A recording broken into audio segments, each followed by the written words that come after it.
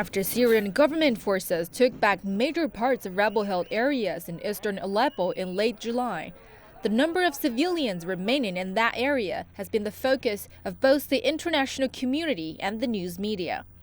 From 350,000 claimed by the rebels, there are 350,000 civilians trapped in Aleppo, and they are running out of everything, to 270,000 recognized by the international community.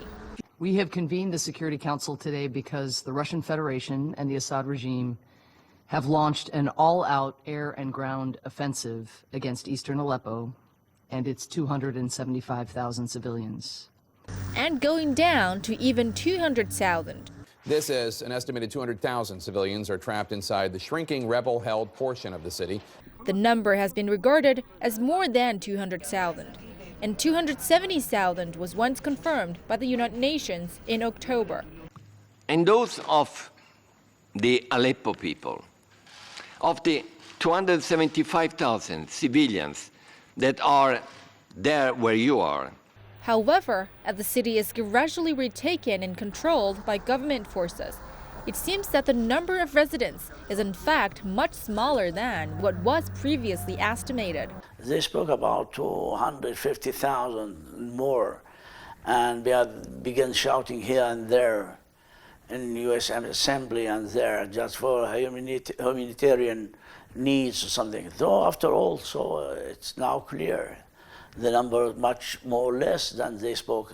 Before Syrian government forces staged their major offensive in November, there had been few reports of civilians evacuating eastern Aleppo. And according to the Syrian Red Crescent, up until December the 1st, about 30,000 civilians left the area.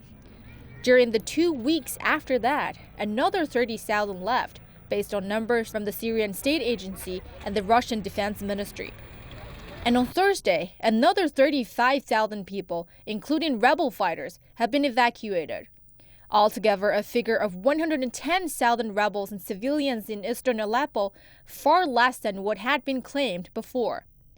Analysts say rebels could benefit from exaggerating the numbers, enabling them to not only gain more humanitarian materials for military use, but also putting more pressure on the government.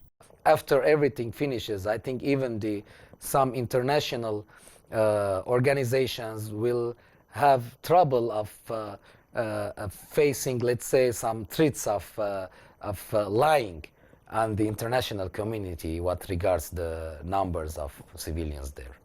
Now that the truth has emerged, those who overstated the numbers will probably face a crisis in terms of both legitimacy and integrity.